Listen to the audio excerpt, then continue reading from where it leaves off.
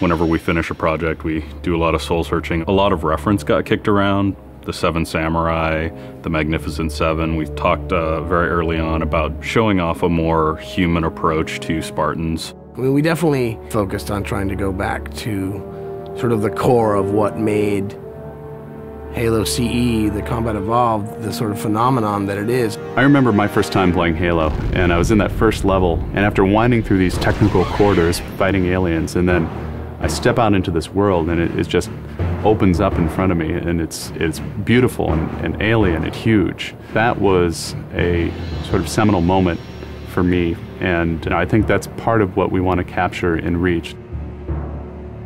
Something that was core to the game at the beginning was that sense of wonder and exploration.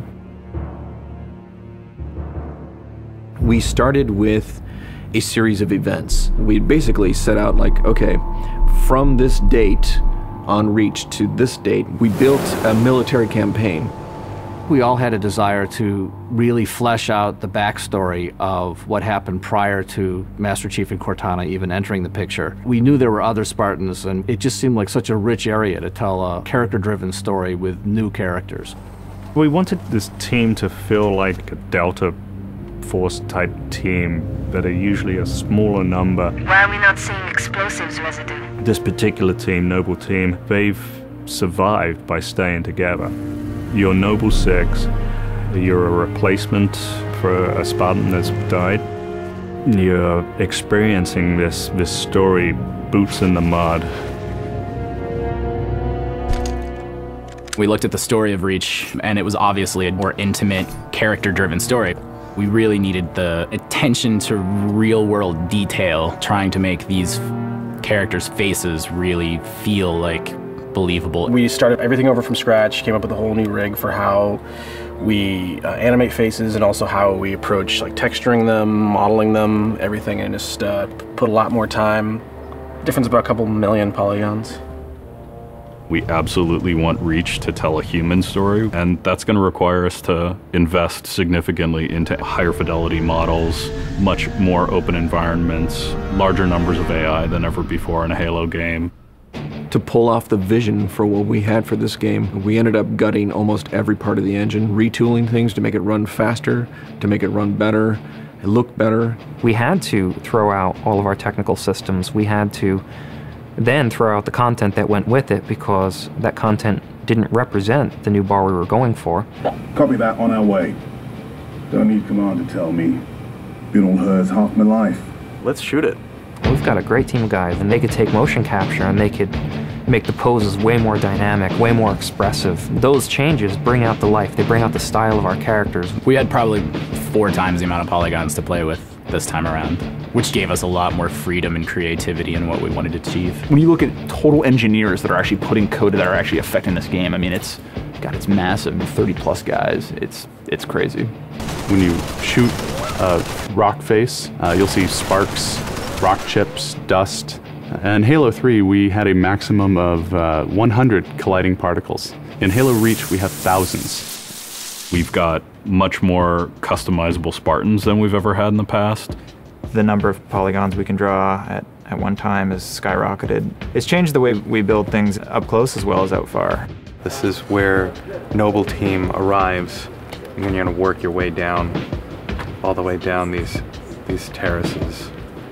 Big open environments, epic skyboxes. These are things that are quintessential to Halo. Like, we're building a planet that exists 500 years from now. We want to build spaces that you want to explore. We want to put twice as many characters, vehicles, and weapons into that environment.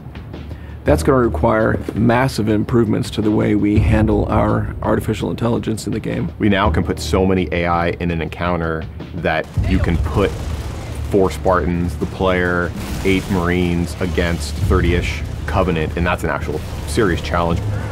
Bringing the elites back was something that was really a true joy for us because they're such an awesome character to fight. What if the Spartans and the soldiers don't actually understand what the aliens are saying?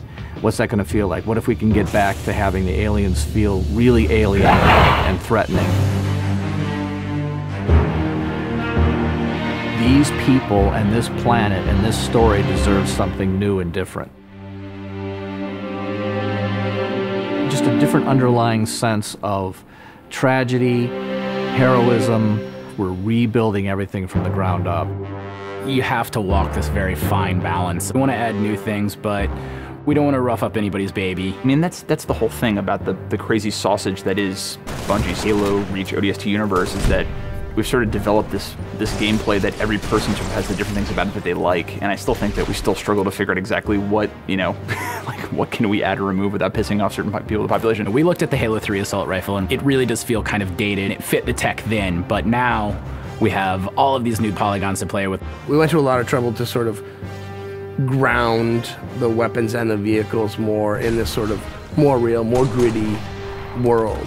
We refined a lot of the weapons to push them into their particular role, and that role is defined a lot by range and the range of combat that you're going to play. For instance, the DMR, which is a sort of medium to long range suppression marksman rifle. It's going to be a sandbox game. It's not going to be a carefully scripted game where every movement of the AI is controlled by a mission designer. It's much broader than that. It allows the player to deal with encounters in their own specific way. There's definitely going to be offhand grenade throwing. There's definitely going to be vehicles. There's definitely going to be a large number of weapons that are incredibly powerful, incredibly accurate, that allow the player to feel like a badass. Now, if you melee him in the back of the head, like you really mean it, you're holding down on the button, and you will launch into this more elaborate animation sequence. It's going to be a very different campaign experience for people overall. We're doing stuff in the campaign that people absolutely won't expect from a Halo game. Bigger battles. Brand new cast of characters. An incredibly ambitious game. Every neuron in my head is firing with just reach, reach, reach. We knew from the beginning what the end was going to be. This is the definitive Halo made by the people who created Halo.